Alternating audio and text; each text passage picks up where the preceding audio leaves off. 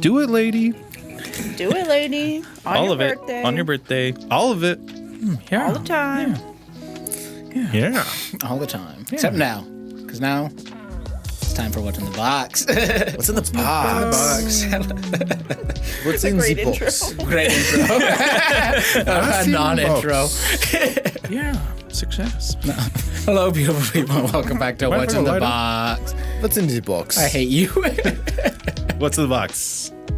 What's in the box, Casey? What's in the box? Hatred. It is me, Casey Gibson, still the Dungeon Master of our magical misadventures, joined as always by my lovely cohort of people. Oh, we've been downgraded from wonderful to lovely.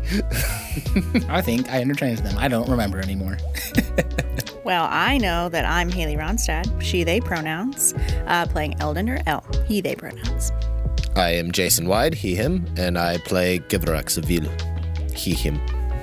I am Derek Rogers, and I don't know who the fuck I'm playing anymore. I might need to make a new character. Yeah, what's your new character going to be? I don't You know. doubled it. He's going to be Redeema? Artificer 6, Monk 1. Monk 1. Rodima Torn. No, this time I'm building a gunslinger. Yeah, guns.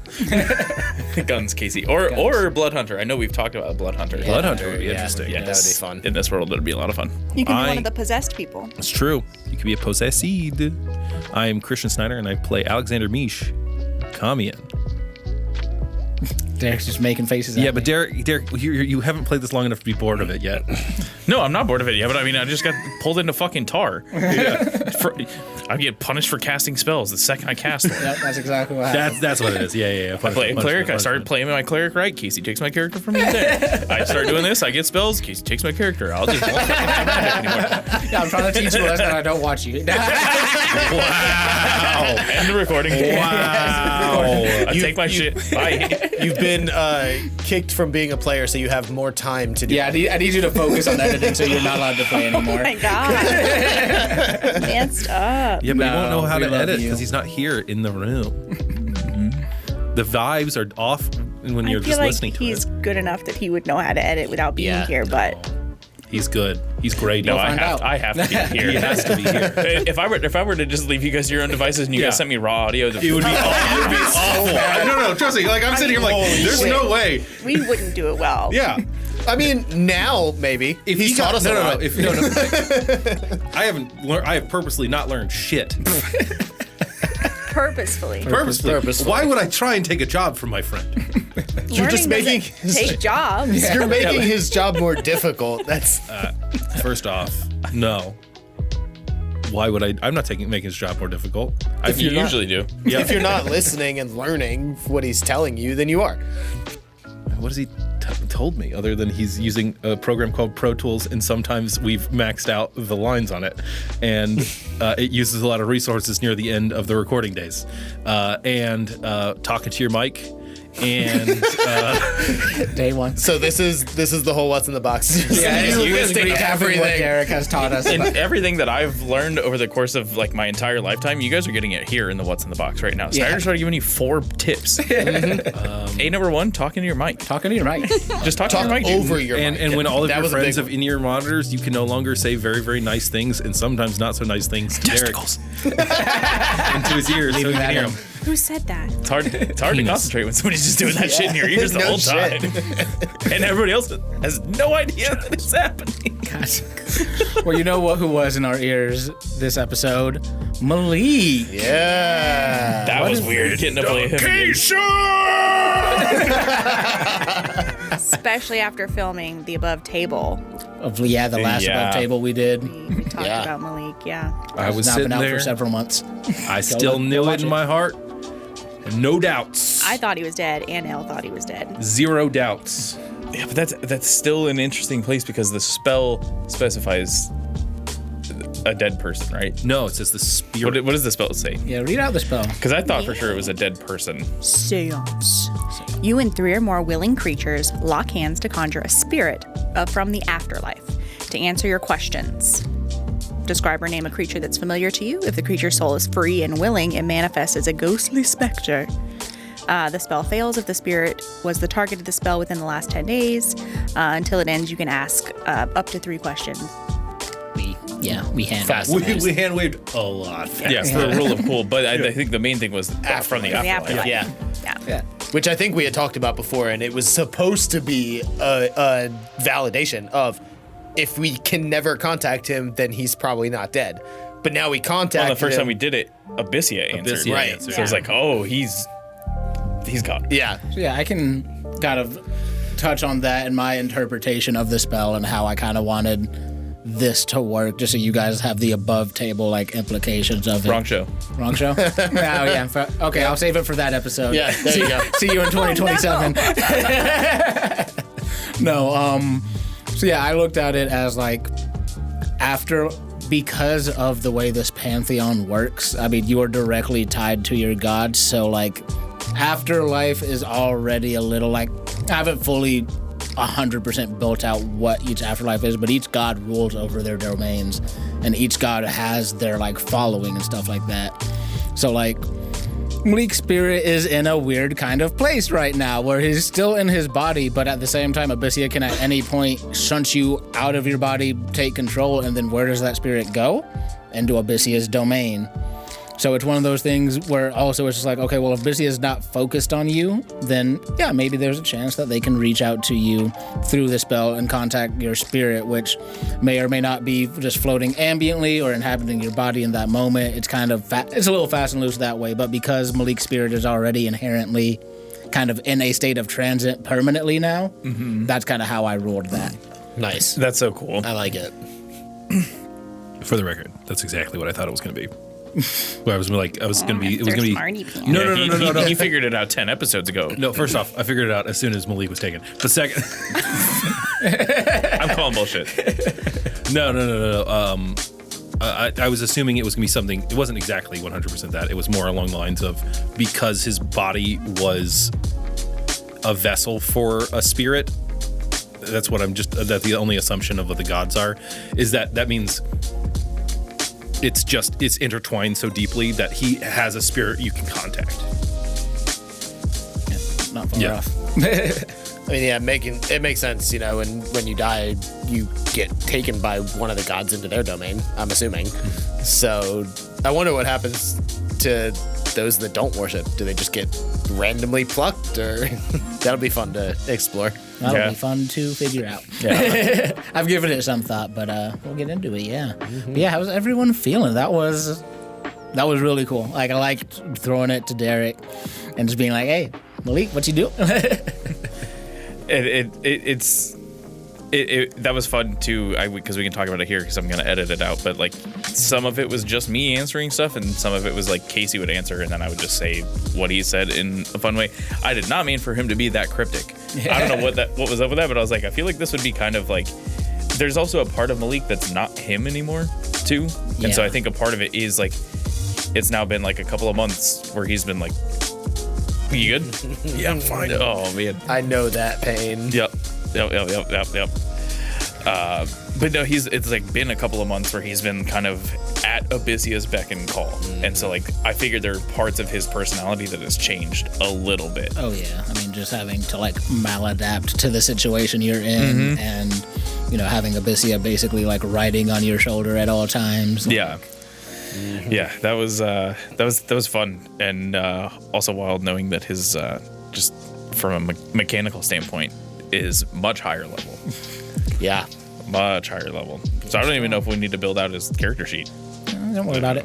Oh, you got it. Yeah, Don't worry about it. You don't have to worry about it. I just got to talk as him. Yeah. Yeah, that one I also, like, there was a world where I just voiced Malik, but I felt it would I felt that it had more impact to have you come back and, like, voice It was great having you. Had you done that, what I would have done is re-recorded it at my house, just saying what you said. That would have been, that would have been cool, too. It was great having Malik talk to Kadima. Yeah. Yeah. How's that arm treating you?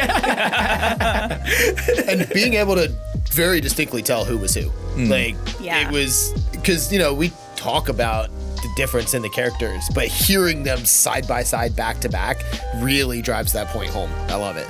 You talked about it like 3 days ago. Well, yeah. And then had it happen in episode. It's crazy. Yep. Unplanned. How's Haley and Eldon feeling? Eldon is rough right now. I mean, Kadima was pulled into this pit of who knows what. Got to see Malik. Like, And you didn't even hold his hand. we didn't even hold. I Found out. was gonna ask in the episode which hand was it that you held last time, because I know one of the hands is the one that's been the one where it's like, gods come in when you touch things with this hand. That's my left arm. yeah. Yeah, we held our bad hands. Or You were bad to bad. Oh, so it was to bad to bad last time. yeah, Yeah, because it's your right, isn't it? yeah. Well, I don't think I was holding Eldon's hand last time. No, I think I was the conduit between them. Yeah, because Yeah. I was. And it's yours. Last both my seance, hands. yeah. This time around it was fully like Kadima was trying to hold Eldon's hand, and like a way that like wasn't weird, wasn't derailing anything. I was like, oh, maybe we just like have to interlock hands, and then Eldon was like, no, I don't think we touch hands. I was like, oh, cool, yeah, cool. No, Snyder subtlety. We're not just dick to dick the whole time. Well, first off, that's not what that is. Yeah, that's what you pointed at. No. This is a unless. The little shy. Yeah. JK unless. But yeah, it was the immediate shutdown from Eldon. I was like, You okay? all right, Yeah, all right. Elle was very focused on trying to get this to work. Yeah. And didn't want to have any like extra variables in there. Which makes Makes sense. Yeah. Makes sense. It And- was just a little hurt. And now this time it worked. So no holding hands ever No, again. holding- That's gone. Yep, it's Yeah. gone. It's gone. Out of Just this can't hold campaign. hands. No holding hands on this Yeah. Christian podcast. Yep. me and How does- Haley in that moment when you mentioned the holding hands, I was like, Eldon's not going to do this because he's worried, but you're dangling this I know, physical that was intimacy. He wants this so bad. my little alley-oop to Haley. I was like, hey, let's do this thing. Also, they haven't been like very intimate in front of everybody either. No. So that's also like Kadima was like, oh, maybe that was too much in front of everybody. But we'll never know because Kadima died. Kadima's gone. How's Eldon Dying. feel about Malik seemingly being alive? I mean, that's huge. Like, Eldon was working off the assumption that he was dead, and we were just like in this for revenge now, and like telling Mish that, yeah, it's to save him. Oh, we're still in it for revenge. Yeah, but for Eldon, it's just revenge. Yeah, There the was job no hasn't saving. changed. So But it's changed a lot for Eldon. Yeah, it's completely shifting the worldview. And I think that this was an interesting time for it to happen because in the last combat, like Elle was feeling very conflicted about fighting these creatures. I think this is going to really shift combat for Elle because he was like channeling a lot of rage about this. And now like Thilda's still gone, but knowing that Malik is not, there's just less of that rage. And have we tried to contact Thilda yet? No. Hey, can try tomorrow. I mean, is seance a ritual? Yeah. We could do it right now because it's a different target. Well, maybe not. You right could. now. Yeah, well, obviously, as soon as You we said have a right chance. now. Right now. Let's do it in Fuck the what's in the Kadima. box. Fuck Kadima. We'll just. That's fine. I'll make another character. It's True. And this will be I'll spend weeks building Kadima- out another character. corn. Like I said, redeem a torn. Kadima torn. But no, that Kadima was corn. that was really fun. Like I know Haley had mentioned like seance, but I had completely forgotten about doing it. So I was like, oh boy, this is gonna be fun. I don't think I'm gonna get lucky with a 5% chance again. You could just by saying that it happens. Yeah, I could. Mish, we kind of know a little bit. We basically know how you're feeling, but how you feeling? Well, there's two big things. It's vindication on Snyder's vindicated. Mish doesn't feel any different because he's like, well, this is a fact that he's always felt. But he was concerned when he saw it because he's like, okay. He was talking when he was saying the two things because he only said two things. Yeah, I was gonna comment on the fact that Mish didn't talk much at all in that interaction. As soon as he said it, and Malik was confused when he said, "You're the goal," he stopped talking because he said, "I don't know how much of Malik is left, or how much of Malik's control is there, how much anything. How much goes immediately back to Abyssia. So it's silence." Yeah. That makes sense. Well, and a part of Malik being confused was Derek trying to remember as Malik was our goal punching gods. That was after Malik. That was like what sparked that. But I was just like, I want to make sure that I don't misremember things on this. So Oh, you're good. You're good. I mean, Part when of the Malik was confusion. here, it wasn't about the gods at all. I mean, it kind of was, I mean, It it was about was. Nyx. Yeah, it was about figuring out what was going on with the scale and Nyx and all that stuff. but the goal wasn't to punch a god. Right, exactly. Specifically his. Yeah. Yep. In So the I was, taint. just making sure to like keep continuity together. And I also really liked Mish hopping in and just being, when Malik asked what you guys were doing, just being like, working. Like, I really liked that. It was subtle, but I enjoyed that a lot. Because that also plays into that, like, oh, if anybody else isn't, and that's so wild coming from Can you turn mine up a little bit? yours up a little bit. Yeah. I say that's just wild coming from the guy who, like, towards the start of this was telling everybody everything. Yeah. Our whole plan, all this stuff, and this is easily the point where like Malik could have been taken over at any second, and Mish being the one to jump in and say, "We're working." Yeah. Elle wanted to say more, but specifically because Mish said we're working and said nothing else, stayed silent. Yeah. And I loved that. That was such a Yeah, good little. that was a great play. It shows it shows Mish's maturity throughout this campaign. Like he's no longer the heart of iron fucking Stonewall Mish, but he has hardened up. Yeah, but he's also not the Mish that we started with in episode 1. Like, Well, I was also reticent to even participate in the ritual to begin with. Because the last time Abyssia came, and he didn't want to deal with that again, but he's not going to leave Eldon just there going into this alone, because that Malik is a part of both of them. Do you think there was maybe some subconscious there with Mish that if it worked and Malik hadn't said that he was alive, like that would mean that he's dead and he didn't want to find out that information? No.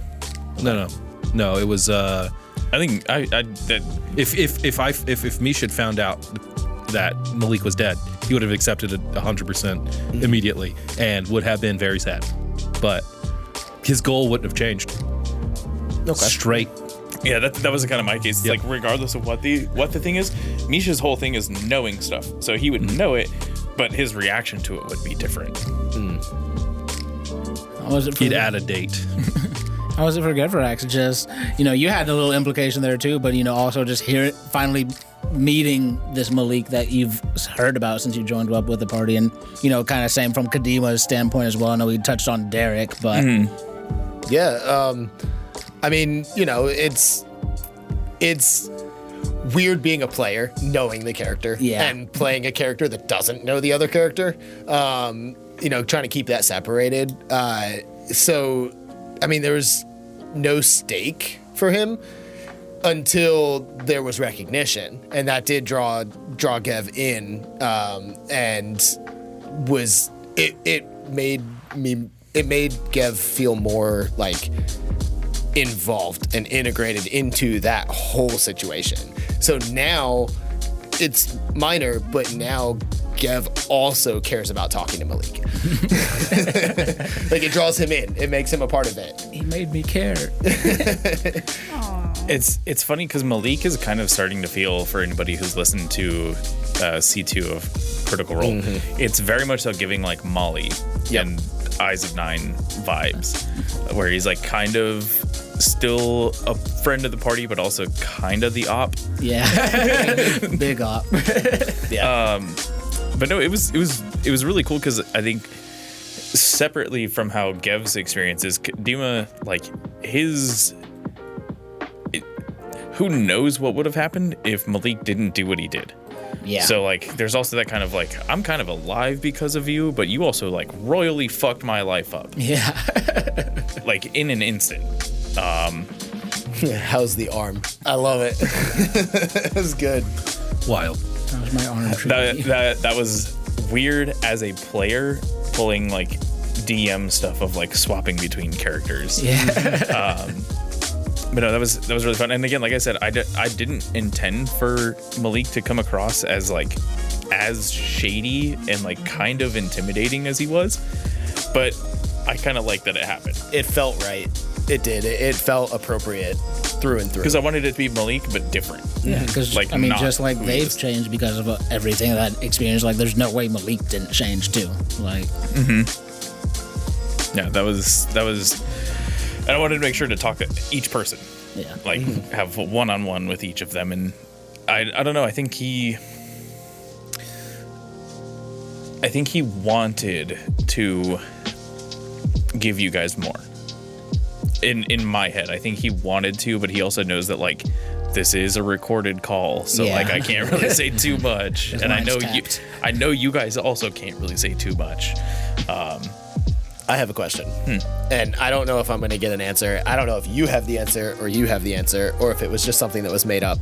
But Malik knew about Kadima being with us. Didn't know about Gev, but knew. And he wasn't, like, he didn't know that Kadima would have followed us from the last interaction, right? So, and my thinking behind having that, like knowing Kadima but not knowing Gev, was because of the interactions that Kadima has been doing with his arm. And he has had Abyssia talk to him, so I think that information has gone over to Malik. Got it. Whereas Abyssia and Gev haven't had that direct link through Kadima. Or Like, through Tenebrous any knows other- about you. Yeah, exactly. But And I think that's where I was role-playing that out. okay, yeah. Basically, it's one of those things where it's just like Abyssia probably knew Ghevarax was there because he was there during the seance too, but you were a non-factor. Right. She was like, "Who the fuck is that? That I feel some of my power coming from. Nah, I don't like that shit. Yeah. What's up with you?" I fully pictured Abyssia being like, "You're never gonna guess what I saw." Yeah. Like talking about Kadima and his arm. It just- Using it as a means of Fucking with Malik. fucking with Malik. Yep. It was Like, just look cool. at what you did to this Like, guy. Yeah. It was just cool, like, you know, you portraying that Malik knew that Kadima was with Mish and Eldon. Like, it was a known thing. And, you know, didn't know who Gev was until he said his name. Like, that was a really cool, like, draw from that. I like Also, I that. do want to retcon. I came up on Eldon's right side. I would have come up on his or on his left side. I would have come up on his right side because it's my left arm that is the white arm, not the right one. I forgot about that. Yeah. When I was It's in fine. the moment. We just retconned it. It just happened right here. Yep. Right The rest here, of the ones right in the now. box. Yeah, when you said that, I was like, I don't think those are the right arms, but I don't want to interrupt the flow. Because No, I also had to remember that Malik only has one arm now. Right, Yeah. you did the left arm The with left arm Malik. to pluck the Yeah. the thing. Yep. Because she tore his right arm off. There was another point too in the beginning of this episode where I came up and was talking to Mish and like, hey, like, I'm sorry that like there's a lot of Mish vindication in this episode. There was a lot of it, and I wanted to make sure that like Kadima acknowledged that. Oh, yeah. I loved the conversation that you guys were having about it. Don't let him ever hear this, because he's in the other room, just sitting there with his own thoughts. And then you just come back in and say, I know I just said this to everyone else, but I'm going to tell you anyways. Well, I think Kadima realized he was like, I should tell him. Like I should. I shouldn't just be like, guys, I did this thing and Mish. It's like, no, like I'm gonna fucking tell him. Give him his flowers. Exactly. Because I think a lot of people haven't done that for Mish too. Like acknowledged Mish's intelligence, and I think that was a big thing for Kadima too. To like, I've trained in like mill sims and like all of this other kind of stuff, but that doesn't mean that other people's intelligence is wrong because they haven't experienced it. And I think that's where Kadima is coming from, and this was fully just a no, okay, I'm not my dad. Yeah. Other people's experiences are also valid. See, Gev knows that everybody else is smarter than him, so Yeah, I wanted to make sure in the episode we had a moment where Kadima went to Mish and was like, hey man. Nah, and I loved that too. 'Cause it was like, hey, like, I still have my issues with it, but in the end, like, you made a right call. And Especially as it's coming about as Mish is doubting his call. yeah, oh, this person almost died. Ooh, maybe we shouldn't have brought her down. But I think that's what's really fun about having an adventuring party is that you're going to disagree on things, but also at the end of the day be like, hey, we're here now. we're here. I disagree with this thing, but I support that we're doing it. Like, I just maybe wouldn't have made that call, but you did, and you feel strongly about it, so we're gonna do it. What was everyone's favorite moments from the episode? I'm sure we've probably talked about them a little bit, but I love the seance, the whole thing. Particularly the just like first moment of seeing Malik. Mine was it was small and subtle, but the little bit of interaction with Gev and Drew, with like us not bickering a whole lot. Like, I'm bringing him back, and like, yeah, there was a little bit, but it was more sentimental. Like, back to being real close with each other in front of people. You know, like, hey man, look, I know that sucks, and I'm so sorry. I will try. I will get better. Like, you know, and him not giving Ghevarax as much shit about it. Like, that was fun. I liked that interaction. Yeah. But next time, you go through the door. You go through the door, and I'll pull you out next time. Yeah. let's see if it works the other way. Oh, that's tough. I think my favorite is gonna be building a new character. And You don't have one already? No. No, the seance was incredible. That's gonna be such a fun one to like do in post. Yeah. Yeah. That's gonna be a lot of fun. I don't know if there's like a favorite part, because it just felt good throughout the entire time.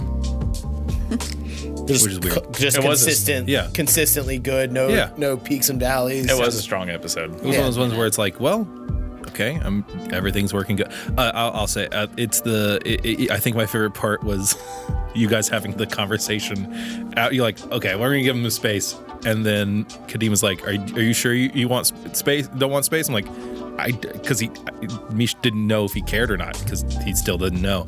And you're like, well, I'm just gonna leave anyway. So I'm like, okay. And then you had the fun little conversation outside. don't ever tell the kid. He can never know. Don't tell the kid. Don't tell him. It'll go straight to his head. Go straight to his head. And they're like, no, I'm gonna tell him. And then immediately after being like, yeah, no, you were right. I probably should not have encouraged her to come with us. Yeah. My favorite part, aside from like the seance and everything else that is mentioned, was just a very small moment of in sequence being like, Verdon, you good? Celia, you good? Gross, you good? Yeah, hitting Casey with all three of them at the same time. That was really funny. Yeah. I was just like, God damn it. It made me fucking laugh, and I just loved that moment. I'm just like, fuck. All right, theory corner. What's this liquid?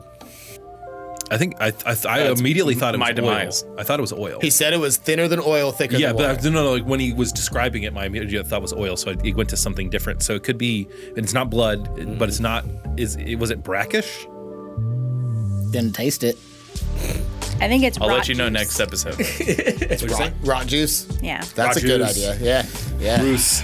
I think that it's the rot juice is good, but I think that like to give a specific example of the rot juice is trademarked. Was there Like a a septic hole field? above this area, Like a drain field? like to the outside? No. Okay, then that No. discredits it. But I think that this is rainfall that has landed and seeped through the ground. I'm and all the thinking rotten. I'm thinking roots. it's less than all of that, and it's just like slimy algae water. Like, it's thicker than water because it's It's filled just, with a entirely microorganism. full of. Yep. I think it's just simple. Yeah, I mean, Now- we're in a garden.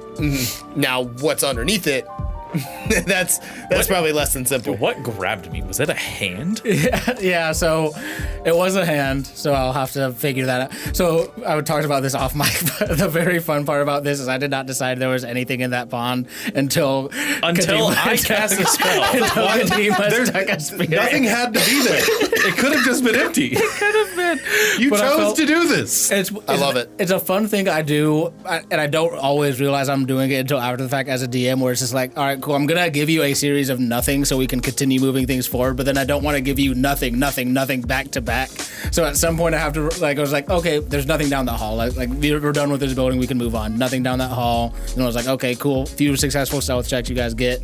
A couple more hours down the road, nothing really exciting happens. Then we get to the garden, and I have other things planned for the garden, but then I had kind of made up the pond as I was describing it. And then I was just like, with me and DMing, a lot of things don't exist until you guys decide to interact with it, or I don't give it much more thought until you guys interact with it. So when Derek was like, I'm gonna stick the spear in the pond, I was like, to me, it's gonna feel bad to make it be like, yeah, it's just a gross pond. So then I was just like, well, now there's something in the pond. And then I was just like, yeah, it's going to try to grab him, because that'll be a nice cliffhanger if it does grab him. And if it doesn't, then we'll do an initiative or something. Or It was always going to grab me if it was always going to grab him. It was always going to grab him. always going to grab me. So, He has his proficient in strength saves, and he was always going to grab him. so yeah, that was a fun little bit of improv where I was just like, oh, well, I guess there's something in this pond that I just made up 5 seconds ago now. Casey just doesn't want me to cast spells. Yeah, I just really what it he is. said artificial dip, and I was like, actually, I don't like that. I'd like So, to take He said no guns. no guns. jokes on him. The threat still There's still lands. no guns because Still no Kadima's guns. dead. So yeah, that's a fun adventure we can go on together, because I also don't know what's in the pond yet. I will figure it out between this and the next episode. In 5 minutes. In 5 minutes? Yep. Yeah, 5 No minutes. shot. Find out. absolutely. Yep. We can Find out next I have time a- I have a on whole- Dragon Ball Z. I got the Tomb of Beast 3 in my hand, baby. Let's go. We're gonna Tome. Tomb. It is a tomb. It's Kadima's tomb. Yes, but that's TOMB. Tomb is TOMB. I know. I know. I mostly do it because now it's to annoy you, but but also that's how I read it. Yep. Okay, Love you. Bye. Love you. Bye.